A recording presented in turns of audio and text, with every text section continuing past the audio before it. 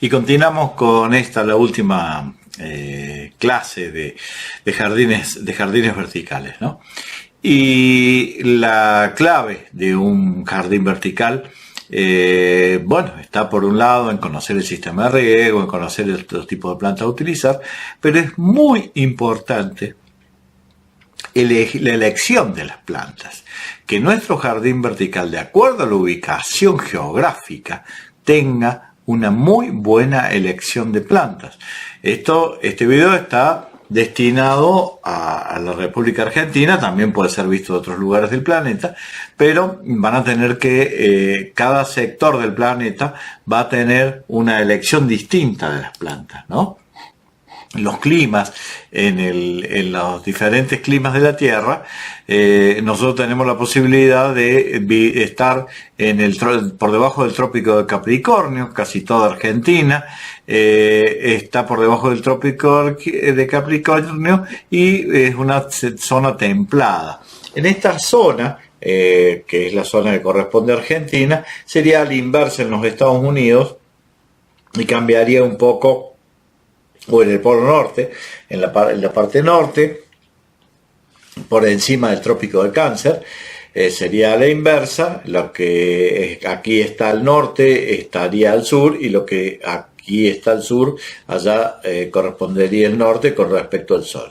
Vamos a lo que corresponde a la parte sur de Argentina.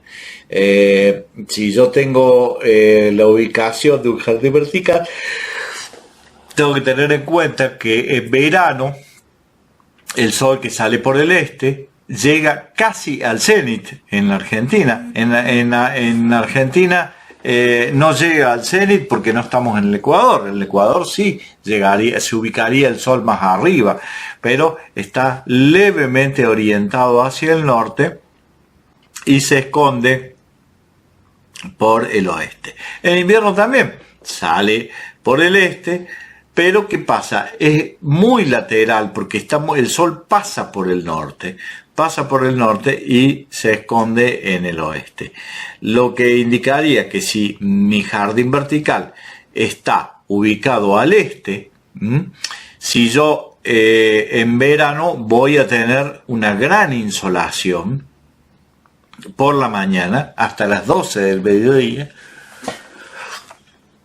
y haría que mi jardín vertical en ese periodo de 8 de la mañana, desde que sale el sol, 7 y media de la mañana, hasta las 12, requiera un grupo de plantas que soporten el sol muy bien, el sol de la mañana. Y ahí es donde está la mejor elección.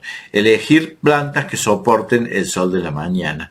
No tan importante para los calores de siesta. ¿Por qué? Porque los calores de siesta del verano va a ser si el jardín vertical está ubicado al oeste. Si el jardín vertical está ubicado en un muro del lado oeste, va a recibir sol, el peor sol, el primer sol que recibe es de la 1 de la tarde.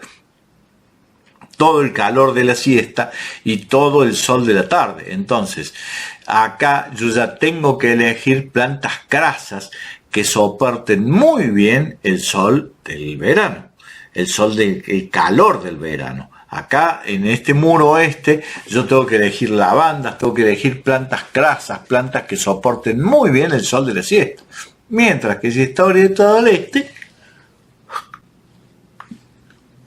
no voy a tener inconvenientes. Entonces, y si está orientado al sur en verano, no voy a tener inconvenientes porque no va a recibir casi sol. Prácticamente no va a recibir sol si está orientado al sur.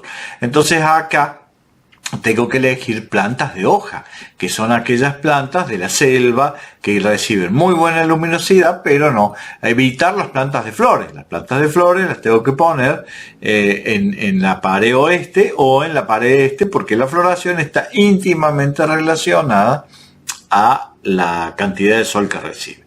Si la planta, si mi jardín vertical va a estar ubicado al norte, va a recibir el sol de la mañana el sol del mediodía, el sol de la siesta y el sol de la tarde, pero en forma oblicua, no frontal. Entonces, con una planta intermedia, con buena floración, lo voy a lograr. El más preocupante de todos los jardines verticales en verano va a ser el ubicado al oeste, porque acá el sol da de lleno. Hagan de cuenta que a las 4 o 5 de la tarde es como si fuera el mediodía, porque los rayos solares van a impactar prácticamente de lleno en esta pared. En la del este ya dejaron de impactar, solamente sufrió el sol hasta las 12, entonces no va a haber inconveniente. El más complicado de todos los jardines verticales es el que da al oeste en verano, porque es el que va a recibir la mayor insolación y la mayor agresión del sol.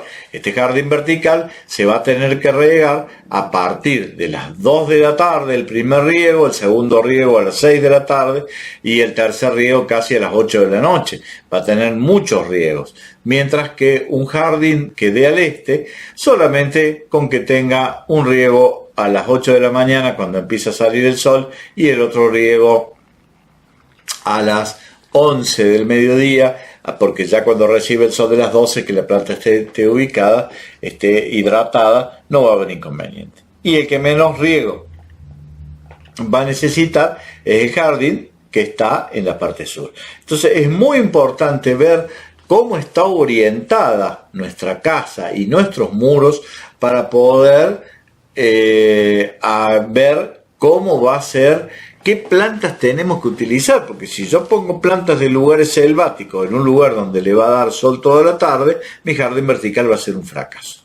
O si pongo plantas de flores en un jardín al sur, no me van a florecer porque le va a faltar sol al sur. Prácticamente ese muro no recibe sol.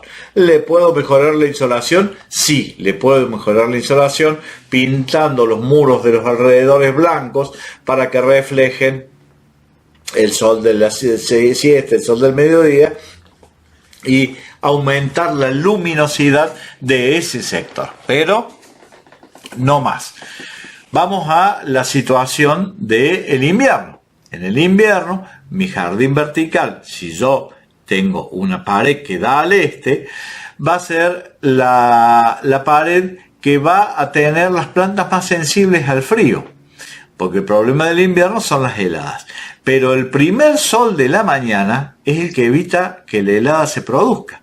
Si yo tengo solcito a las 8 de la mañana, la helada se produce 6, 7 de la mañana, inmediatamente se me va a calentar esta pared y las plantas van a poder soportar muy bien el frío. Si yo tengo la pared al oeste, que le va a dar sol recién, el sol del invierno es este, ¿no? Le va a dar sol recién después de las 12:30, 1, esas plantas van a estar congeladas toda la mañana. Si la helada fue muy fuerte, acuérdense que el jardín vertical es húmedo, requiere mucha humedad en el sustrato.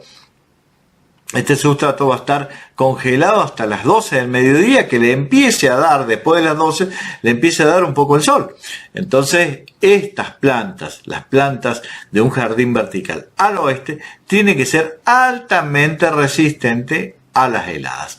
Las del este tienen que ser un poco resistentes porque les va a dar el sol. Apenas se produjo la helada, no se alcanzan a congelar, que ya el sol les da y empieza a calentarse, no va a haber inconvenientes. Entonces, con respecto al frío, el peor jardín está relacionado al oeste. En los dos casos, con respecto al frío y con el sol intenso de verano, el jardín del oeste es el más difícil. El más sencillo de manejar sería el que dé al norte. ¿Por qué? Porque el sol sale a la mañana, comienza a calentar, calienta todo este muro, sigue calentando al mediodía, a la siesta, sigue calentando a la tarde. A su vez este muro queda caliente, esta pared queda tibia porque recibió el sol todo el tiempo, y a la otra mañana, si hay una helada, esta pared mantuvo algo de lo tibio y no habría inconveniente. El más fácil de hacer de los jardines verticales de invierno es un jardín vertical que vaya hacia el norte. Que la pared esté hacia el norte. Vamos a la situación del sur en invierno. El sur es tremendo. ¿Por qué? Porque las plantas de los jardines verticales, en lugares donde esto no recibe sol nunca, nunca. Casi en invierno y en verano no recibe sol, porque es la pared sur, donde el sol no da nunca de lleno.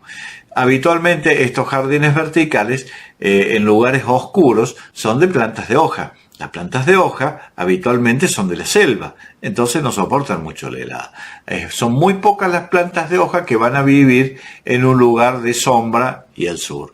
Es uno de los más difíciles de hacer. A su vez, si se produce la helada, tiene que ser plantas muy resistentes a la helada porque no da nunca el sol. Lo que rompe la helada a la mañana es la insolación, que es el sol de mañana. Pero esto no va a recibir ni sol de la mañana ni sol de la tarde. Entonces va a ser un jardín de hojas verdes muy bien seleccionadas. ¿Por qué muy bien seleccionadas? Porque tienen que resistir muy bien los rigores del frío y la falta de sol. Bueno, son pocas las plantas. Ya las vamos a ver si podemos llegar a ver qué tipos de plantas van en cada una de estas situaciones. Por último tenemos el jardín vertical de interior, que acá simulamos el clima como nosotros queremos. Acá no nos hace falta sol ni sombra porque nosotros con la luminosidad, con la luz, podemos manejar. Y con la temperatura ambiente podemos manejar en invierno, en verano, las temperaturas. Tampoco es sencillo, ¿no? Porque si yo busco plantas de lugares tropicales, que las voy a tener cálidas en verano, las tengo que mantener también cálidas en invierno, y en invierno los calefactores secan mucho el ambiente, entonces tengo que generar mucha humedad ambiente. Ya lo vamos a ver a eso en este tipo de situaciones, ¿no? Son situaciones ficticias, entonces bueno, vamos a encontrarnos con inconvenientes típicos de un lugar calefaccionado en invierno, que simula la selva, pero en la selva hay humedad y en el interior de los edificios no hay humedad. Entonces vamos a tener que poner microaspersores para que generen humedad y todo ese tipo de cosas, ¿no? Vamos a ver, acá se repite la diapositiva, sí. Vamos a lo que decíamos recién. Jardín exterior, jardín vertical de exterior y de interior. Exterior con sol y exterior sin sol. Y en el exterior con sol puede ser con riego o sin riego. Habitualmente, cuando es un exterior con sol, debe llevar riego. Y si no lleva riego, es solo plantas crasas, cactus. No hay otro tipo de plantas que viva en un jardín de exterior con sol y sin riego. Plantas crasas. Con riego puede vivir la mayoría de las plantas de flores. Sin sol. Un jardín exterior sin sol puede ser también con riego o sin riego. Si el exterior es sin sol y tiene riego, ponemos plantas en lugares selváticos. ¿Qué es lo que pasa en la selva? No hay sol y hay buena humedad ambiente que la aportamos nosotros con riego, y estos riegos no solo deben ser riegos por goteo, sino que en lo posible poner algunos microaspersores para que generen cierta humedad ambiente. Seguimos en el jardín de exterior sin sol. Los jardines exteriores sin sol y sin riego, acá no tenemos agua, pero claro, no tenemos sol que seque mucho. Entonces por ahí podemos poner algunas plantas tipo sedum, algunas plantas de hojas crasas, de hojas gorditas, que guarden el riego de la lluvia y son de lenta velocidad de crecimiento, porque siempre la planta que tiene riego tiene alta velocidad de crecimiento, porque crecer para la planta es secar el suelo. Mientras más crece, consume mucha agua y seca el suelo. Habitualmente las plantas son inteligentes y si no hay agua no crecen. Entonces, en este caso, en un jardín vertical sin sol y sin riego, las plantas son de muy lento crecimiento. ¿Y cuáles son las plantas de lento crecimiento? Los sedum, las crasas, algunos cactus colgantes. El cactus no solamente le tiene que dar el sol constantemente. Hay muchas plantas crasas que pueden llegar a vivir en lugares sin sol y sin riego, y van a guardar en los cuerpos de las hojas la poca agua de la lluvia y pueden sobrevivir. Pero es muy importante identificar qué jardín, en qué sector de la casa vamos a hacer el jardín vertical para ver el clima que vamos a tener, porque si le erramos en las plantas, el jardín vertical no nos dura.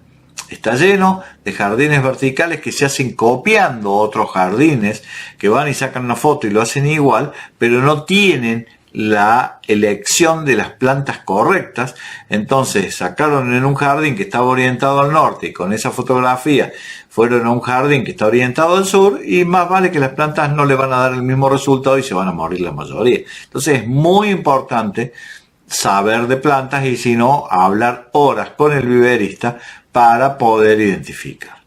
Vamos a un jardín vertical de interior. Acá no es tanto el sol como la sombra, sino que si está iluminado. La iluminación, ya vamos a hablar de la iluminación. Hay iluminación artificial que puede llegar a simular el sol, y en ese caso sería uno iluminado cálido y seco porque no tiene agua, y cálido y húmedo si es que también lleva riego. Después está el jardín de interior sin luz artificial, que puede ser cálido y húmedo, que lleve riego, y húmedo y fresco, que puede ser en un lugar que no tiene calefacción central y se le genera humedad al interior. Y esto sería una selva más o menos. Vamos a la iluminación. En el espectro de luz, nosotros los seres humanos tenemos visualmente este pequeño espectro que va desde los 400 a los 700 nanómetros, que son nanómetros son la longitud de onda, ¿no? La longitud que tiene una onda, la distancia que hay entre una cresta y otra, porque, bueno, la luz se... Bueno, pero no vamos a dar una clase de luminotecnia, vamos a dar una clase de jardines verticales. Este es el espectro de luz que vemos nosotros. Ahora, el espectro de lo que ven las plantas es mucho más amplio. Nosotros, el ojo humano ve desde los 400 a los 700. Las plantas absorben luz desde los 300 a los 800 nanómetros, que son espectros no visibles a nosotros. Las plantas absorben la luz ultravioleta y también absorben la luz ultrarroja para su crecimiento, infrarroja para su crecimiento. Por eso es indispensable que la luz que nosotros generemos sea una luz apta para el crecimiento de las plantas y no tanto para nosotros, fundamentalmente para el crecimiento de las plantas. Ahora, si yo voy a poner plantas que necesitan floración, necesito entre los 580 y 700 nanómetros para producir la floración. Entonces ya vamos a ver cuáles son las lámparas que tienen este tipo de longitud de onda. No todas las lámparas lo tienen. Y si yo quiero hacer un crecimiento vegetativo, que es su crecimiento de hoja, necesito unas lámparas que iluminen entre 400 y 460 nanómetros, y acá mis helechos, mis potus, mis plantas van a crecer espectacular, pero no van a florecer, porque necesitan para la floración esta longitud de onda, ¿no?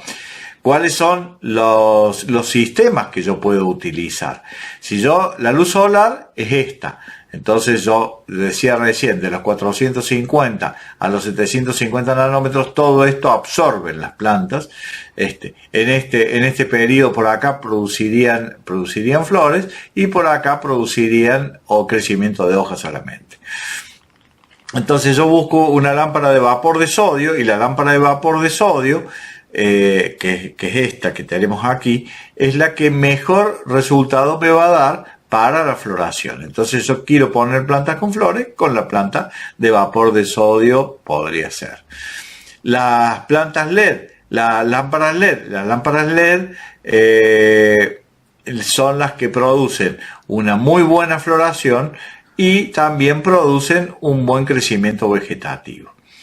El más completo de todos es la luz del tubo fluorescente. La luz del tubo fluorescente es la más eficiente para el crecimiento de las plantas. Lamentablemente, la luz LED la luz de los tubos fluorescentes ya casi que no se consigue, pero si tuviésemos la posibilidad de iluminar con tubos fluorescentes obtendríamos muy buena floración y obtendríamos muy buen crecimiento del follaje. Y también la que es excelente es la de halógeno metálico cerámico y la de halógeno metálico, que son estas lámparas que fíjense que espectro de luz fantástico. Esta es muy parecida a la luz solar. Fíjense, la luz solar tiene este espectro y el halógeno metálico tiene un espectro más profundo todavía.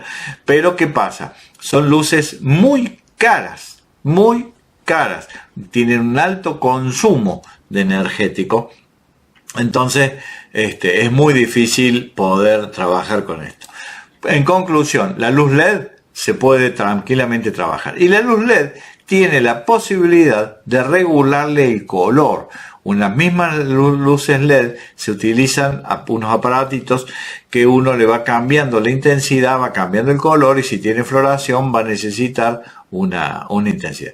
Están viendo que no es nada fácil criar plantas de interior y hacer jardines verticales. Por eso es que los cursos son tan extensos y tan largos. Pero bueno, está bueno que por lo menos vayan sabiendo cuáles son los fundamentos básicos para armar un jardín vertical, y en interior es bastante difícil hacerlo, ¿no? Acá tenemos los distintos tipos de luz que se pueden utilizar, la luz cálidas, las luces frías, de LED fría. La luz fría es la que más simula el sol, por eso se le llama luz de sol a la luz fría. Entonces son los espectros lumínicos que van a hacer que podamos nosotros iluminar nuestras plantas. El mejor espectro, como les decía, es el de el del halogenuro metálico, que es bastante antieconómico, porque son carísimas ese tipo de lámparas y la lámpara es cara, y el consumo energético que tienen también es muy elevado, ¿no? Vamos a el crecimiento de las raíces que nosotros vamos a colocar. Existen una serie de hongos que son benéficos para el crecimiento de las plantas, y entre ellos están las micorrizas. Las micorrizas son unos hongos que se compran, lo pueden comprar en viveros. Fíjense que no tengan más de 12 meses de vencimiento, porque si no la micorriza ya está muerta. Ustedes van a comprar un frasquito con micorrizas, y las micorrizas, ¿qué hacen? Son unos hongos, como están viendo en la imagen, esta sería la punta de las raíces. Son unos hongos que se fijan en las raíces y van creciendo en forma de pequeñas hifas y invaden el interior de la raíz. ¿Y qué hace la micorriza? La micorriza es la última tecnología en plantas que se conoce, es la utilización de las micorrizas. Las micorrizas, ¿qué hacen? Pueden llegar a aumentar 200 veces el volumen del tamaño de las raíces de una planta. ¿Qué hace la micorriza? Se instala en el interior de la raíz, utiliza la raíz como casita, la planta le da la casita para que pueda vivir la micorriza, y la micorriza llega a hacer el tamaño de las raíces 200 veces más del tamaño normal. Llegan a extraer nutrientes hasta de 50 metros de distancia y traen agua y nutrientes, y los traen y los guardan en la raíz. Entonces la planta los va utilizando. Algo le queda a la micorriza y algo le queda a la planta. Es la nueva tecnología para utilizar en el crecimiento de las raíces de las plantas. Si ustedes utilizan micorriza, lo pueden utilizar tranquilamente diluida en 30 litros de agua, 20 litros, van a ver la dosis que ya viene, pero compren micorrizas vivas, no compren por ahí si compran en el hiper están al sol, están en lugares donde ya está muerta, están comprando agua sucia nomás. Pero un vivero habitualmente, como sabe que son seres vivos lo que se está vendiendo, los tiene guardados en un lugarcito de sombra donde la micorriza vive y no tiene que tener más de un año. Ustedes incorporan esas micorrizas una vez que armaron el jardín vertical. ¿Por qué? porque está limitada en esa bolsita que tiene para el crecimiento de las raíces. Están totalmente limitados. Entonces estas micorrizas van a cazar la micropartícula de mineral que encuentren y se la van a llevar a la raíz. Para guardarlas, no porque sean buenitas y se las donen a la planta, para guardarlas en el interior de la planta. Y eso la planta los puede llegar a absorber. ¿Y qué pasa? Acá no tenemos un suelo común, no tenemos un suelo que tenga 1 metro de profundidad. Cuando la planta no encuentra los nutrientes, tira sus raíces hasta 1 metro de profundidad para poder encontrar los minerales. Acá no tenemos 1 metro de profundidad, tenemos una paredcita de tierra que no puede llegar a 8 o 10 centímetros. Entonces, ¿qué hacen las micorrizas? Captan el agua y los minerales que nosotros le podamos poner. A este jardín vertical nosotros le vamos a tener que poner constantemente lombricompuesto. Y ese lombricompuesto nosotros, ¿qué hacemos? Compramos un lombricompuesto, lo ponemos en una camiseta vieja, se pone más o menos dentro de del agua esta que se utiliza para el riego. Ahí utilizamos con la teoría del saquito de té. Se pone el lombricompuesto adentro de una tela de algodón. Al medio se le pone una cucharadita de azúcar y se pone más o menos el tamaño de una taza o 2 tazas de lombricompuesto envueltas en esta tela, y esta tela cuelga de arriba y va liberando los minerales al agua. Los va liberando de a poco, se pone marrón el agua. Y esa agua es la que nosotros utilizamos para el riego. Cuando esa agua de riego ingresa al interior de esa macetita que está hecha en la tela esta donde hemos puesto nuestra planta, las micorrizas de inmediato captan las micropartículas estas que estaban en el lombricompuesto de fósforo, potasio, magnesio, lo que la planta necesite, y la incorporan al interior de la planta. Entonces nuestra planta, por más que esté en una macetita pequeña, va a vivir cómoda. ¿Por qué? Porque estamos utilizando tecnología de punta. La tecnología de punta se llama micorrizas. Si ustedes tienen también en una casa en la sierra donde hay mucha piedra, incorporan micorrizas, esas micorrizas se usan una sola vez al año, no pongan de más porque es tóxico para la planta. Se hace una sola vez al año, se riega con micorrizas y esas micorrizas van a sacar de la piedra, van a explorar, llegan a 50 metros de distancia de la planta, las micorrizas, buscando alimento, y van a llevar ese alimento al interior de las raíces. Entonces es una tecnología que se utiliza para lugares donde hay pocos nutrientes, ¿no? Donde hay muchos nutrientes, la planta ni cuenta se da de que le pusimos micorriza y van a gastar plata a la macana. Pero si ustedes utilizan esta tecnología, van a andar muy bien. Después de las micorrizas, una vez que pasó el mes, se colocan lo que se llaman tricodermas. Las tricodermas son hongos que comen hongos. Entonces son unos hongos que nosotros se los aplicamos en forma foliar, que también la van a comprar en un vivero, que matan a todos los hongos que pueden, como esto va a ser muy húmedo, porque nosotros en un jardín vertical lo regamos 3 veces al día, la planta se hace susceptible a los hongos.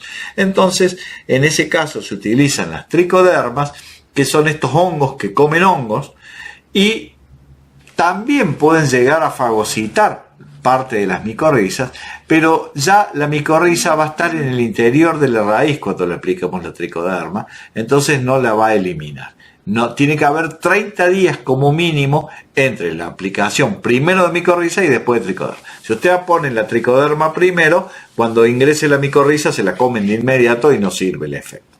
Entonces 30 días más tarde ponen las tricodermas, y esas tricodermas se aplican en forma foliar y en forma de tierra, y van a hacer que la planta circule, esté mucho más sana con respecto a los hongos, el control de enfermedades y todo ese tipo de cosas. Repalan suelos, aumentan la respuesta inmunitaria de la planta porque le permiten estar inmune a todo ese tipo de cosas y permiten el paso del suelo. Permiten el crecimiento de la planta.